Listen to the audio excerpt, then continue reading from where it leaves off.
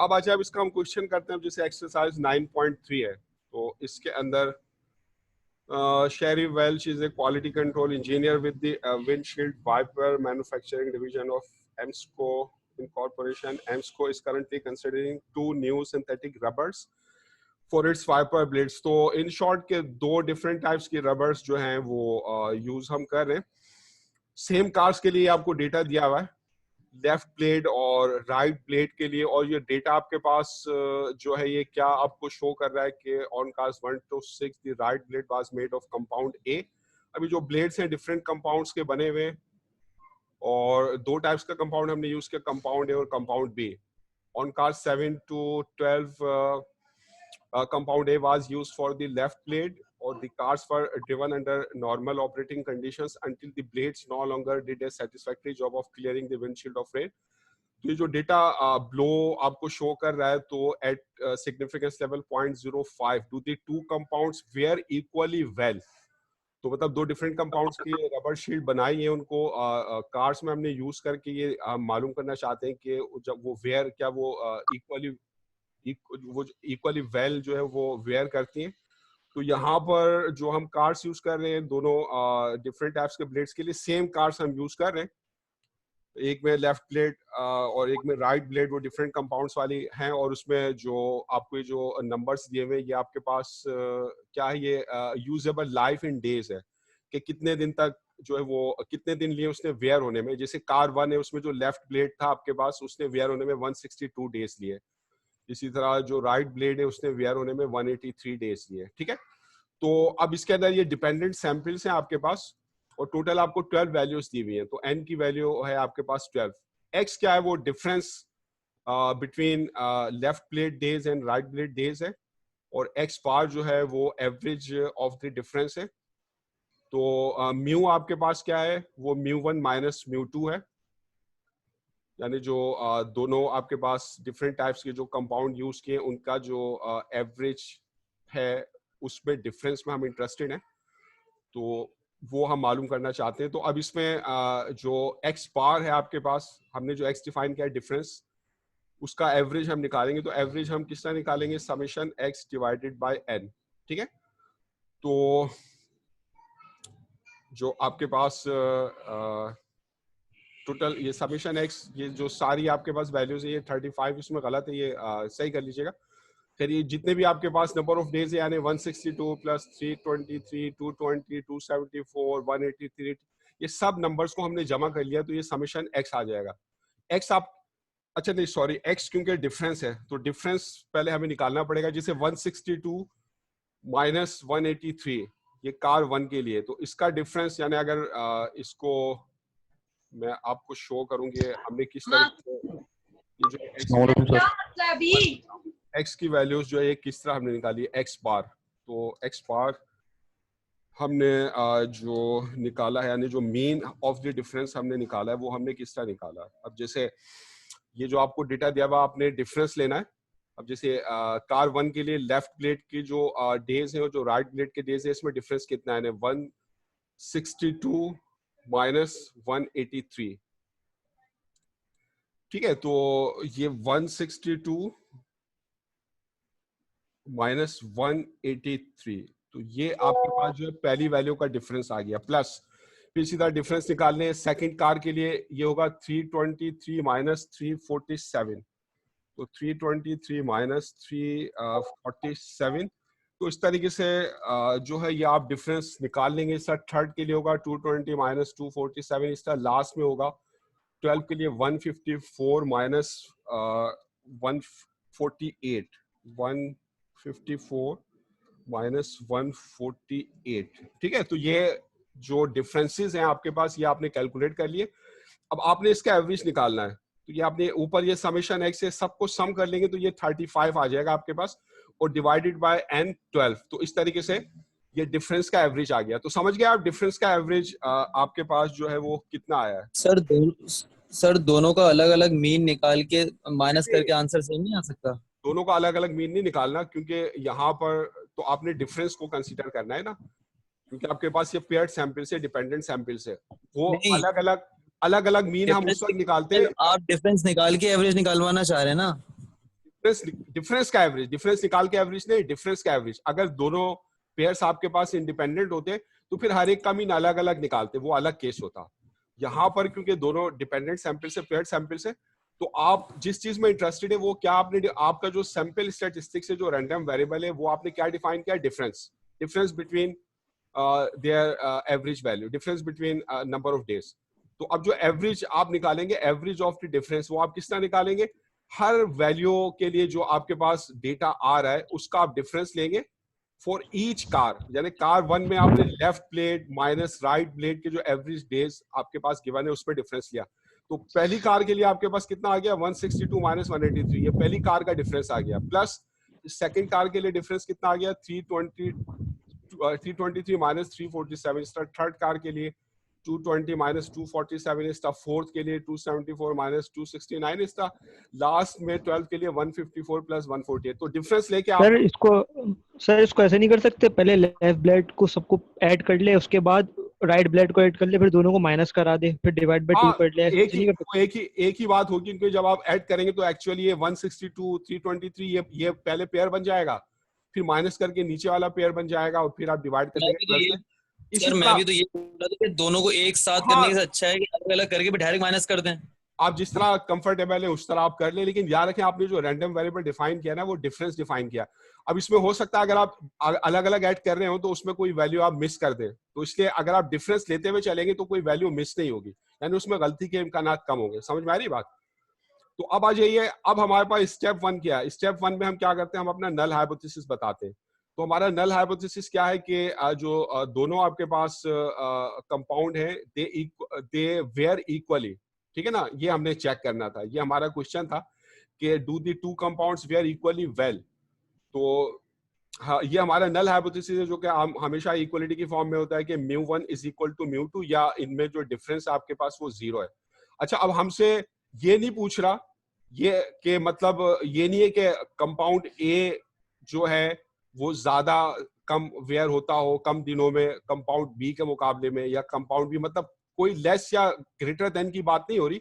मतलब हमने सिर्फ ये देखना है क्या दे वेयर इक्वली वेल, तो इसका अल्टरनेटिव हाइपोथेसिस क्या होगा? They do not wear equally well. मतलब इसमें जो अल्टरनेटिव हाइपोथेसिस आपके पास होगा वो नॉट इक्वल टू की फॉर्म में होगा, ठीक है।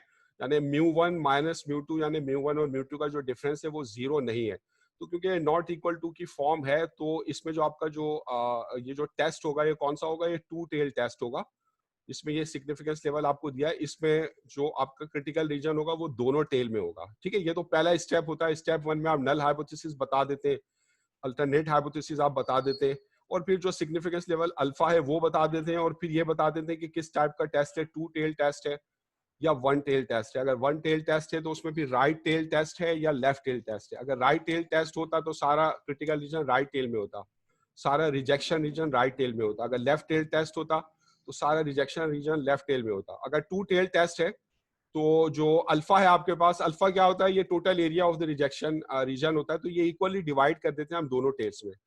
तो अब ये तो स्टेप 1 हो गया। फिर स्टेप 2 में हम ये डिसाइड करते हैं कि हम कौन सी डिस्ट्रीब्यूशन यूज करेंगे, जेड डिस्ट्रीब्यूशन है या टी डिस्ट्रीब्यूशन है। तो क्योंकि यहाँ पे जो सैंपल साइज आपके पास है वो लेस देन 30 है, n इज इक्वल टू 12 है, और आपको जो है स्टैंडर्ड डेविएशन, जो पॉपुलेशन के स्टैंडर्ड डेविएशन आपको नहीं पता है, सिग्मा 1 एंड सिग्मा 2 अननोन है, तो यहाँ पर जो है हम टी डिस्ट्रीब्यूशन यूज करेंगे।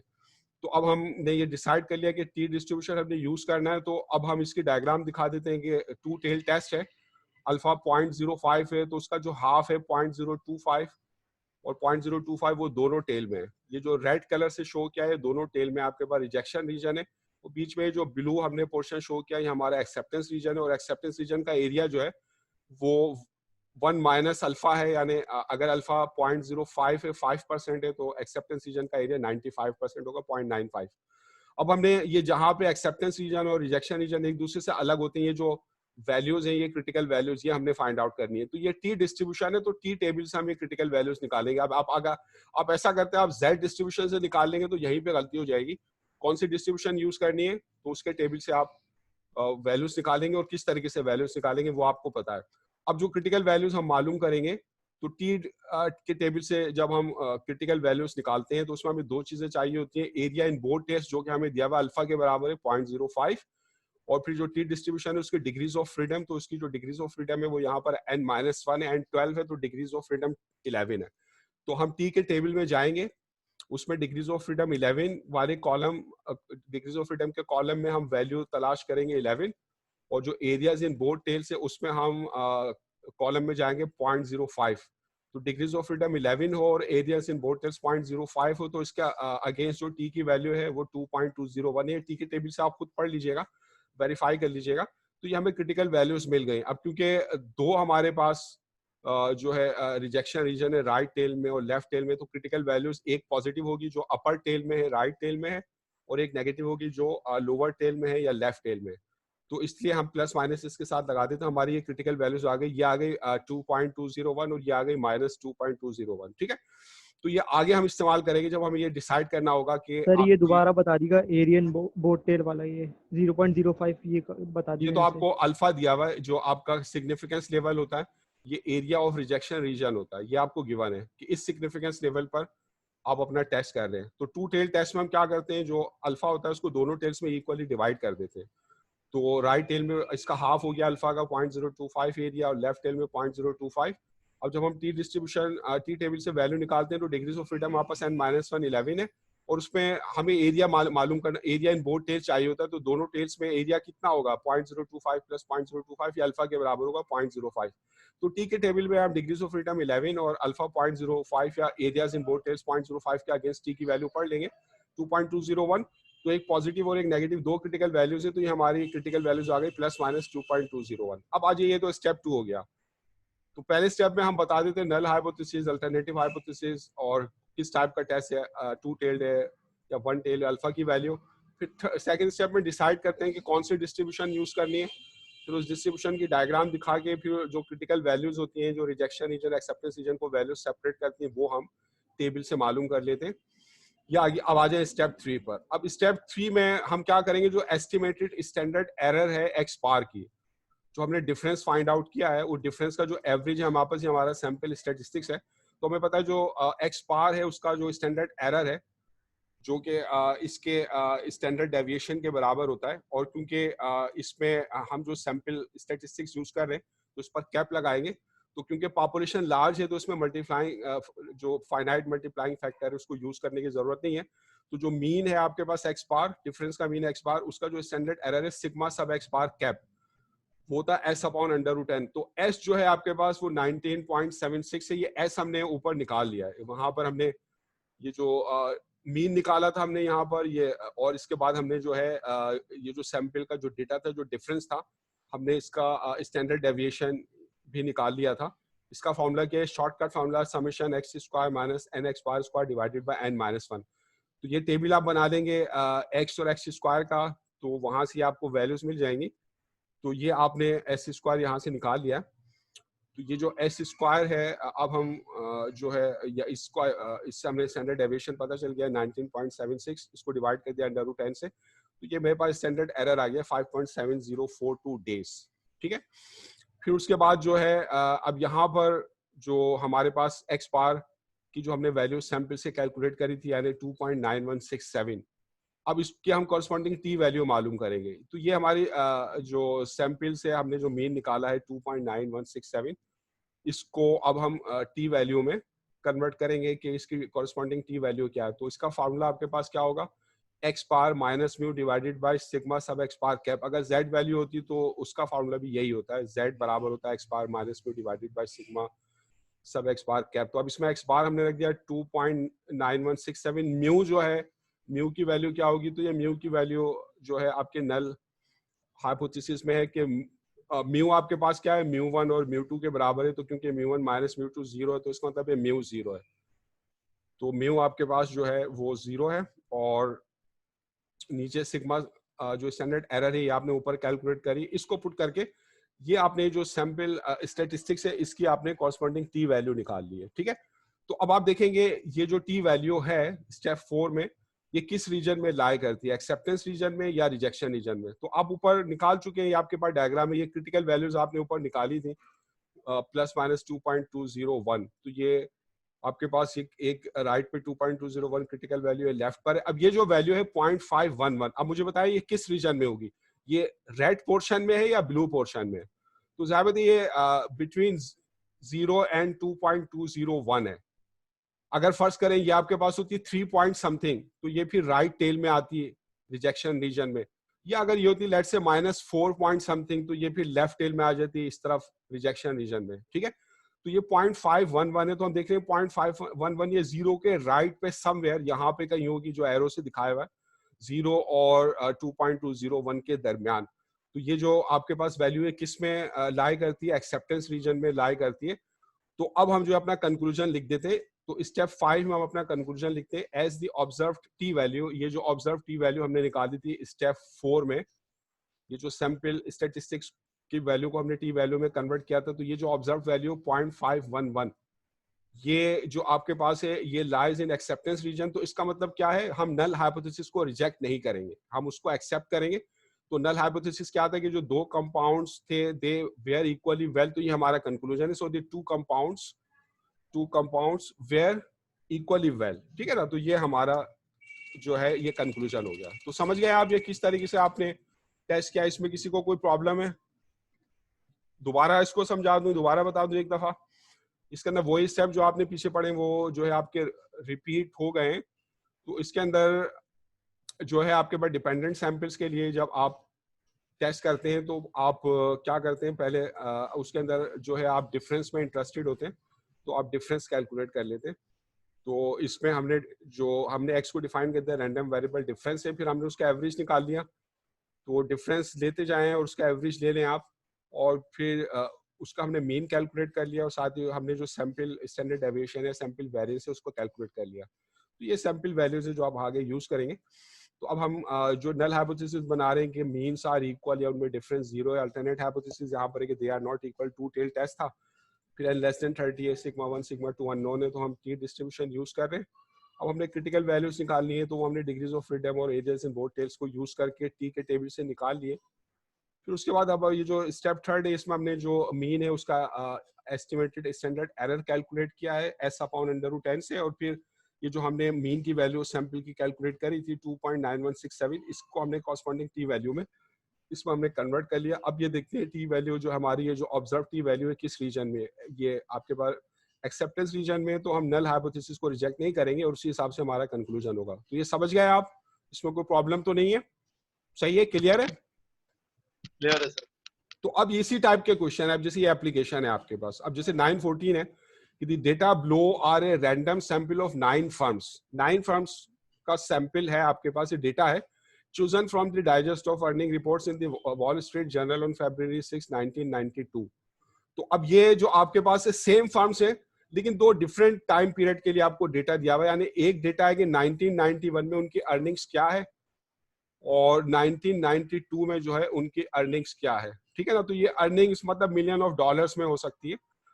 तो ये अर्निंग्स पर शेयर आपको दिए हुए 1991 में और 1992 में, क्योंकि सेम फर्म्स के लिए डिफरेंट टाइम पीरियड्स वाला डेटा है। तो ये आपके पास जो है डिपेंडेंट सैंपल्स हैं, ठीक है, ये पेयर्ड सैंपल्स हैं। तो यहाँ पर आप जो है क्या करेंगे? पहले आप जो है डिफरेंस निकाल देंगे। जैसे फर्म 1 का डिफरेंस होगा 1.38 माइनस 2.48। आप एक्स डिफाइन कर देंगे डिफरेंस बिटवीन अर्निंग्स पर शेयर, और फिर आप उसका मीन और स्टैंडर्ड डेविएशन कैलकुलेट करेंगे। जैसे पहली फर्म का डिफरेंस होगा 1.38 माइनस 2.48, फिर प्लस सेकंड फर्म का 1.26 माइनस 1.50, प्लस थर्ड फर्म का 3.64 माइनस 4.59। इस तरह ये डिफरेंस निकाल लेंगे। लास्ट का होगा 2.72 डिवाइडेड बाय 0.49। तो यहाँ पे सैंपल साइज 9 है। तो हर फर्म के जो आपके पास डेटा है उसका डिफरेंस निकाल के आप उसका एवरेज निकाल लेंगे। डिफरेंस निकालें, ऐड कर लें और डिवाइड कर दें टोटल नंबर ऑफ वैल्यूज 9 से, और फिर जो डिफरेंस है आप उसके लिए जो सैंपल स्टैंडर्ड डेविएशन है वो आप कैलकुलेट कर लें। तो अब इसमें जो आपके पास आपने टेस्ट क्या करना है? एक तो पार्ट ए में find the mean change in earnings पर शेयर बिटवीन 1991 एंड 1992। ये एक्स बार बोल रहा है, एक्स बार आप निकाल लेंगे। फिर स्टैंडर्ड डेविएशन बोल रहा है, स्टैंडर्ड डेविएशन निकाल लेंगे। अब इसमें टेस्ट करना पार्ट सी में कि वर एवरेज अर्निंग्स पर शेयर डिफरेंट इन 1991 एंड 1992। तो क्या ये जो एवरेज अर्निंग्स हैं पर शेयर ये 1991 1992 पे क्या ये डिफरेंट है या नहीं? ये नहीं कह रहा है कि कौन सी ज्यादा है कौन सी कम है, डिफरेंट की बात कर रहा है। तो आपका नल हाइपोथेसिस क्या होगा कि दे आर नॉट डिफरेंट, यानी μ1 इज इक्वल टू μ2 या μ1 minus μ2 is equal to 0। Alternate hypothesis क्या होगा, दे आर डिफरेंट यानी μ1 इज नॉट इक्वल टू μ2, यानी उसमें भी टू टेल टेस्ट आप करेंगे। ठीक है, तो ये बिल्कुल सेम इसी टाइप का क्वेश्चन है। तो अब ये प्रैक्टिस आप कर लीजिएगा, ये सारे क्वेश्चन इसी तरह के सबके अंदर। अब जैसे इसके अंदर ये जो 915 है, इसमें एक सप्लायर है, इसमें एक डेटा सेम सप्लायर से एक डेटा बिफोर दिया हुआ है, एक डेटा आफ्टर दिया हुआ है। तो यहाँ पढ़ लीजिएगा, तो ये सेम सप्लायर्स है लेकिन दो डिफरेंट टाइम पीरियड्स के लिए डेटा, तो ये भी डिपेंडेंट सैंपल्स हैं। तो इसमें भी जो आप डिफरेंस डिफाइन करेंगे एक्सओ का डिफरेंस, तो आप डिफरेंस का आप मीन और स्टैंडर्ड डेविएशन निकालेंगे। जैसे सप्लायर 1 है जो है, उसका बिफोर और आफ्टर का डिफरेंस क्या होगा, 16 माइनस 14 प्लस 2 का होगा 12 माइनस 13 प्लस 18 माइनस 12। इस तरह आप डिफरेंस लेते जाएं, ऐड करके उसका एवरेज निकाल लें।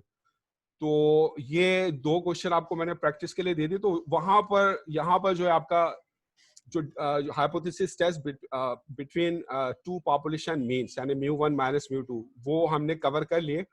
अब आ जाइए, अब जो हमारे पास दूसरी टाइप के हाइपोथेसिस टेस्ट है, उसमें हम हाइपोथेसिस टेस्ट करते हैं फॉर डिफरेंस बिटवीन प्रोपोर्शंस। अब इसमें दो पॉपुलेशन के प्रोपोर्शंस के दरमियान जो डिफरेंस होगा हम उसके बारे में टेस्ट करेंगे।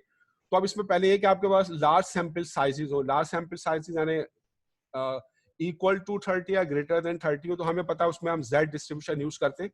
तो पहले हम वो टेस्ट कर रहे हैं जिसमें हम Z डिस्ट्रीब्यूशन यूज करेंगे यानी लार्ज सैंपल साइजेस के लिए। तो हमें पता है जो प्रोपोर्शन का जो डिफरेंस होता है, ये हमारा सैंपल स्टैटिस्टिक्स है। तो जो प्रोपोर्शन का जो डिफरेंस होता है, इसकी सैंपलिंग डिस्ट्रीब्यूशन का जो मीन होगा वो पॉपुलेशन के प्रोपोर्शन के डिफरेंस के बराबर होगा, यानी mu of P1 bar minus P2 bar. P और P1 P2 ये आपके पॉपुलेशन के प्रोपोर्शन है। हम इनके डिफरेंस में इंटरेस्टेड हैं कि दो डिफरेंट पॉपुलेशन के प्रोपोर्शन का डिफरेंस जो है वो सेम है या नहीं। तो इसके लिए हम क्या करते हैं कि हर पॉपुलेशन से एक एक सैंपल ड्रॉ करते हैं। उस सैंपल से जो हमें सैंपल प्रोपोर्शन मिलेंगे वो P1 बार और P2 बार है। तो उन सैंपल से जो प्रोपोर्शन मिल रहे हैं उनके डिफरेंस की जो सैंपलिंग डिस्ट्रीब्यूशन है उसको हम यूज करेंगे। तो जो सैंपल प्रोपोर्शन के डिफरेंस की जो सैंपलिंग डिस्ट्रीब्यूशन है उसका जो मीन होता है म्यू सब P1 बार माइनस P2 बार, वो दोनों पॉपुलेशन के प्रोपोर्शन के डिफरेंस के बराबर होता है P1 माइनस P2। और जो डिफरेंस बिटवीन टू प्रोपोर्शन की जो सैंपलिंग डिस्ट्रीब्यूशन है, इसका जो स्टैंडर्ड डेविएशन है, इसका जो स्टैंडर्ड एरर है, इसका फार्मूला ये है सिग्मा सब P1 बार माइनस P2 बार ये बराबर है अंडर रूट, अगर एक सिंगल प्रोपोर्शन होता है तो ये PQ डिवाइडेड बाय N होता है, जो आपने चैप्टर 8 में ये फार्मूला पढ़ा था। अब यहाँ पे क्योंकि दो प्रोपोर्शन इन्वॉल्व है, दो पॉपुलेशन इन्वॉल्व है, तो फिर ये जो स्टैंडर्ड एरर का फार्मूला उसी हिसाब से under root P1 Q1 upon N1 plus P2 Q2 upon N2। ठीक है, तो अब इसमें अगर आपको पॉपुलेशन के प्रोपोर्शन मालूम नहीं है, उसकी जगह आपको सैंपल के प्रोपोर्शन मालूम है, तो हम फिर क्या करते हैं, हम जो ओवरऑल प्रोपोर्शन है of successes in two population हम उसको मालूम करते हैं। सक्सेसेस हम क्यों कह रहे हैं, क्योंकि हम जिस चीज में इंटरेस्टेड है एक तो उसकी पॉपुलेशन हम उसका प्रोपोर्शन हम निकालते हैं, और उसके जो अगेंस्ट होता है हमारे पास जिसमें हम इंटरेस्टेड नहीं होते उसका जो प्रोपोर्शन है वो क्यों होता है। यानी जो फर्स्ट कर हम ये मालूम करना चाहते हैं कि कोई प्रोडक्ट है और लोग जो उसको खरीद रहे हैं, तो उस प्रोडक्ट की जो खरीदने की प्रोपोर्शन अगर 60% है तो P जो है वो 0.6 है। ये हमारी सक्सेस है कि अगर कोई उस प्रोडक्ट को खरीदता हो। तो साहब जो फेलियर होगी वो ये होगी कि कोई उस प्रोडक्ट को खरीदता ना हो, तो फेलियर की जो प्रोपोर्शन होगी यानी Q वो 40% होगी, क्योंकि P प्लस Q जो होता है वो 1 होता है। तो P हमारी सक्सेस है यानी वो प्रोपोर्शन जिसमें हम इंटरेस्टेड हैं, और Q जो उसका कॉम्प्लीमेंट है वो हमारी फेलियर है जिसमें हम इंटरेस्टेड नहीं है। तो जो पॉपुलेशन के प्रोपोर्शन होते हैं ये हमारी सक्सेस होती है। तो जो दो आपके पास पॉपुलेशन हैं उनके सैंपल से आपको जो दो प्रोपोर्शन मिल रहे हैं P1 और P2, तो हम उनको कंबाइन करके ओवरऑल कंबाइंड प्रोपोर्शन निकालेंगे P कैप। तो P कैप हम किस तरह निकालेंगे, ये ओवरऑल कंबाइंड प्रोपोर्शन है, ये दोनों सैंपल के प्रोपोर्शन को यूज करके निकाला जाएगा। जैसे आपके पास जो पहला सैंपल था उससे आपको पॉपुलेशन, पहला सैंपल से जो आपको सैंपल प्रोपोर्शन मिला वो P1 बार मिला, तो आप इसको मल्टीप्लाई करेंगे इस सैंपल के साइज से N1 इंटू P1 बार। तो और इसी तरह जो आपका दूसरा सैंपल है, दूसरी पॉपुलेशन है, उससे जो आपने सैंपल ड्रॉ किया उससे जो आपको प्रोपोर्शन मिला वो P2 बार है। इसको आप मल्टीप्लाई करेंगे इसके सैंपल के साइज से, और फिर आप डिवाइड कर देंगे total sum of the two sample sizes यानी n1 प्लस n2, तो ये आपको ओवरऑल या कंबाइंड प्रोपोर्शन मिल जाएगी। यानी कंबाइंड प्रोपोर्शन जो दोनों पॉपुलेशन को मिलाकर हम निकाल रहे हैं, तो दोनों पॉपुलेशन को मिलाकर जो ओवरऑल प्रोपोर्शन हम निकालेंगे वो हम किस तरह निकालेंगे, इसको हम पी कैप से डिनोट करें। कैप इसलिए लगा रहे हैं, कैप हमेशा याद रखें उस वक्त लगाते हैं जब हम सैंपल का डेटा यूज करते हैं, जैसे सिग्मा कैप। अब यहाँ पे पी कैप इसलिए लगा रहे हैं क्योंकि इस प्रोपोर्शन को कैलकुलेट करने के लिए हमारे पास पॉपुलेशन के proportion P1, Q1, Q2, Q2 नहीं है, बल्कि उसकी जगह हम सैंपल के प्रोपोर्शन P1 बार, P2 बार वगैरह यूज कर रहे हैं। तो हम दोनों पॉपुलेशन को मिलाकर जो ओवरऑल या कंबाइंड प्रोपोर्शन निकालेंगे पी कैप, वो किस तरह निकालेंगे, n1 P1 bar plus n2 P2 bar divided by n1 plus n2। तो ये ओवरऑल या कंबाइंड प्रोपोर्शन हमें मिल जाएगा। ठीक है, तो फिर जो estimated overall proportion of failure है इन टू पॉपुलेशन, ये तो प्रोपोर्शन ऑफ सक्सेस है पी कैप, तो जो प्रोपोर्शन ऑफ फेलियर है क्यू कैप, वो किस तरह आएगा, 1 माइनस पी कैप। ये जो पी कैप हमने निकाला है इसको हम 1 में से माइनस कर देंगे तो हमें जो है वो क्यू कैप मिल जाएगा। तो ये हमें पी कैप और क्यू कैप की जरूरत क्यों है, क्योंकि हमें ये फार्मूला जो है ये हमने यूज करना है ताकि हम स्टैंडर्ड एरर को मालूम कर सके। अगर हमारे पास पॉपुलेशन का डेटा होता तो इस फार्मूले से स्टैंडर्ड एरर आ जाती। पॉपुलेशन का डेटा नहीं है, सैंपल का डेटा है, सैंपल के प्रोपोर्शन है। तो सबसे पहले हम दोनों पॉपुलेशन को कंबाइन करके जो ओवरऑल एस्टिमेटेड प्रोपोर्शन है या कंबाइंड प्रोपोर्शन है उसको हम फाइंड आउट करेंगे पी कैप। फिर उसकी मदद से जो combined overall proportion of failure है क्यू कैप, हम उसको निकाल लेंगे। फिर इसको यूज करके हम estimated standard error of the difference between two proportions using combined estimate from both samples, उसे कैलकुलेट करेंगे। मतलब अब हमने ये जो प्रोपोर्शन का डिफरेंस उसकी स्टैंडर्ड एरर निकालनी है, और ये एस्टिमेटेड क्यों है, क्योंकि हम सैंपल के प्रोपोर्शन यूज कर रहे हैं। तो सिग्मा सब P1 बार माइनस P2 बार कैप, और इसके अंदर हम जो है पी कैप कंबाइंड प्रोपोर्शन और Q cap combined failure use कर रहे हैं। तो ये जो फार्मूला आपके पास बन जाएगा, यानी P1 Q1 की जगह पी कैप क्यू कैप, इसी तरह P2 Q2 की जगह भी पी कैप क्यू कैप आप यूज कर लेंगे। तो ये फार्मूला ये बन जाएगा P cap Q cap divided by n1 plus P cap Q cap divided by n2। P cap Q cap इसमें कॉमन ले लेंगे तो ये ब्रैकेट में 1/n1 प्लस 1/n2 आ जाएगा। तो ये दो चीजें हैं जो आपको कैलकुलेट करनी होगी। एक तो जो पॉपुलेशन के जो हमने प्रोपोर्शन का डिफरेंस को हम कैलकुलेट करना चाहते हैं उसमें इंटरेस्टेड है, तो उसके लिए जो हम सैंपल के प्रोपोर्शन है हम उनको यूज कर रहे हैं। तो सैंपल के प्रोपोर्शन का जो डिफरेंस है उसकी जो सैंपलिंग डिस्ट्रीब्यूशन है उसका जो मीन है आपके पास वो प्रोपोर्शन के डिफरेंस के बराबर होगा। फिर हमने जो है इसका स्टैंडर्ड एरर कैलकुलेट करना। अब स्टैंडर्ड एरर के लिए अगर पॉपुलेशन के प्रोपोर्शन मालूम हो तो फिर तो इस फॉर्मूले से आप निकाल लें। अगर पॉपुलेशन का प्रोपोर्शन मालूम नहीं है, सैंपल का प्रोपोर्शन आपके पास है, तो आप सबसे पहले क्या करेंगे, सबसे पहले आप दोनों पॉपुलेशन को आप कंबाइन करके ओवरऑल प्रोपोर्शन निकालेंगे इस फॉर्मूले से पी कैप का। फिर उसकी मदद से आप क्यू कैप निकाल लेंगे 1 माइनस पी कैप। अब इस फॉर्मूले में P1 Q1 और P2 Q2 की जगह आप P cap Q cap use करके इसका जो एस्टिमेटेड स्टैंडर्ड एरर है वो इस फॉर्मूले से निकाल लेंगे। बस सिर्फ फार्मूलों का फर्क है, प्रोसीजर आपके पास वो सेम वही रहेगा। अब जैसे इसकी मैं एक एग्जांपल आपको बताता हूँ, ये एक्सरसाइज 9.4 है, तो इसमें क्वेश्चन नंबर 9.7 है। तो एक लार्ज होटल चेन है is trying to decide whether to convert more of its rooms to non-smoking rooms. तो in a random sample of 400 guests का सैंपल लिया लास्ट ईयर, पिछले साल। तो ये आपके पास N1 है, ये पिछले साल के जो गेस्ट हैं ये उससे आपने सैंपल लिया, ये N1 है। तो 166 had requested non-smoking rooms.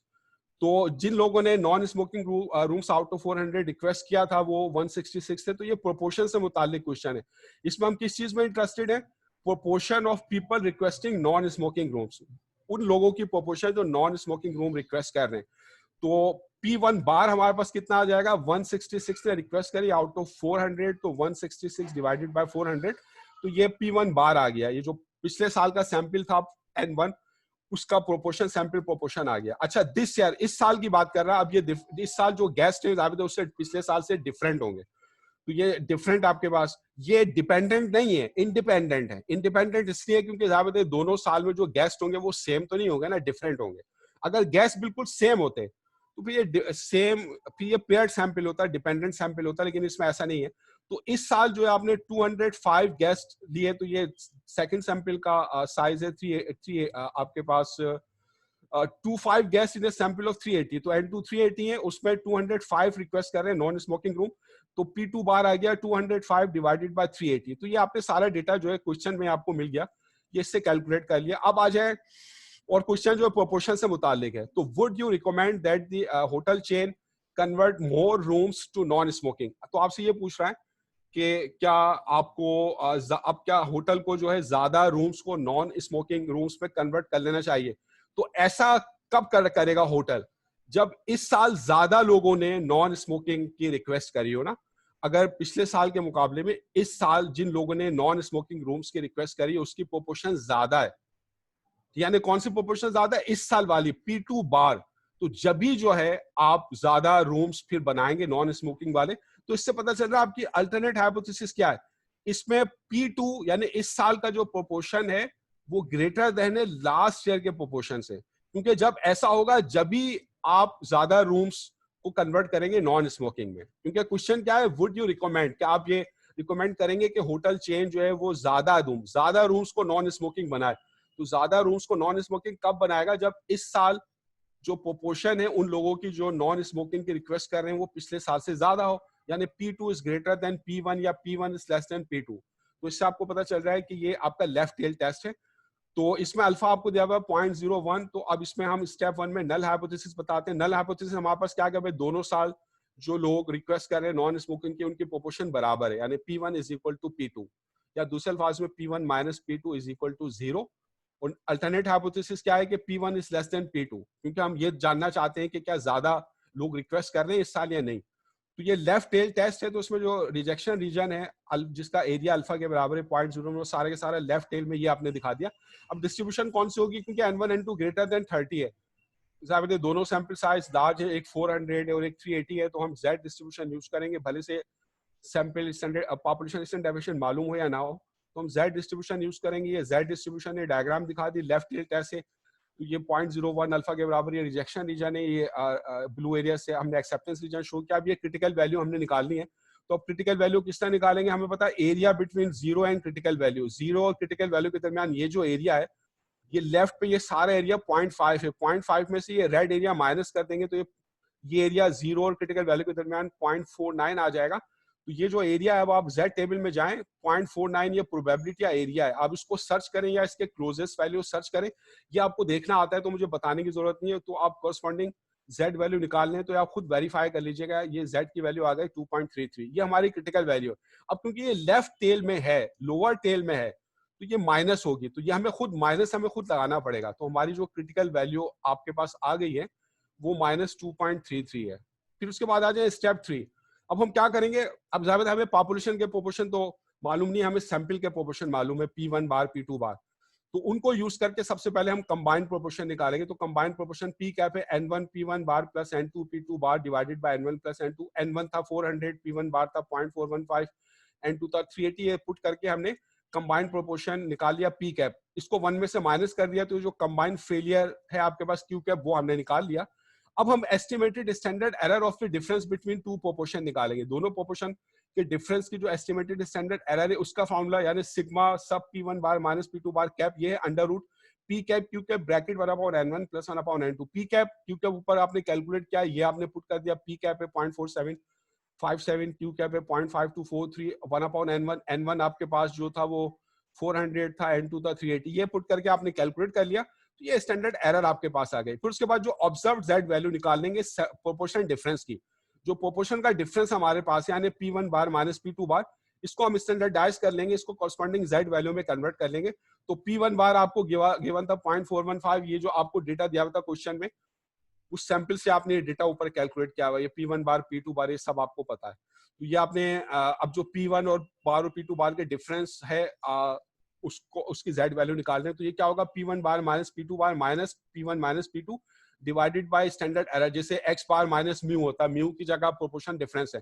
तो P1 बार 0.415 है माइनस P2 बार 0.5395 है, और P1 माइनस P2 क्या है, ये आपके नल हाइपोथेसिस से इसकी वैल्यू आपको मिली। नल हाइपोथेसिस क्या था कि इनका डिफरेंस 0 है, तो P1 माइनस P2 जो है आपके पास वो 0 है, इसको आपने 0 पुट कर दिया, और नीचे स्टैंडर्ड एरर आपने ऊपर कैलकुलेट करी, ये 0.0358, इसको पुट करके आपने ये ऑब्जर्व्ड Z वैल्यू निकाली -3.48। अब आप इसको चेक करें, ये जो ऑब्जर्व Z वैल्यू है किस रीजन में है, रिजेक्शन रीजन में या क्रिटिकल रीजन में। तो ये आपके पास था, ये आपकी क्रिटिकल वैल्यू थी -2.33, जो रिजेक्शन रीजन और एक्सेप्टेंस रीजन को सेपरेट कर रही है।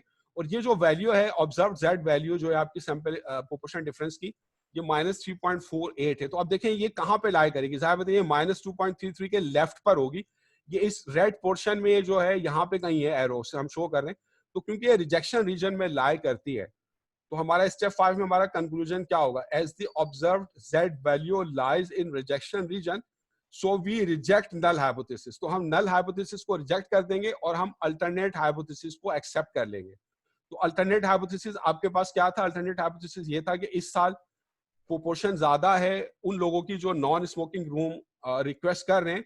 तो इसका मतलब क्या हुआ, इसका मतलब हमारा कंक्लूजन ये हुआ, so we conclude that the hotel chain should convert to more rooms to non smoking. तो इसका मतलब है कि क्योंकि ज्यादा लोग रिक्वेस्ट कर रहे हैं इस साल, तो इसका मतलब है कि होटल को ज्यादा रूम्स नॉन स्मोकिंग बना लेने चाहिए। तो ये हमारा जो है ये कंक्लूजन हो गया। तो यहाँ तक बात समझ गए आपने, किस तरीके से ये टेस्ट किया है। तो देखिए तरीकेकार वही है, जो हाइपोथेसिस टेस्ट का वही 5 स्टेप्स आपके पास हैं।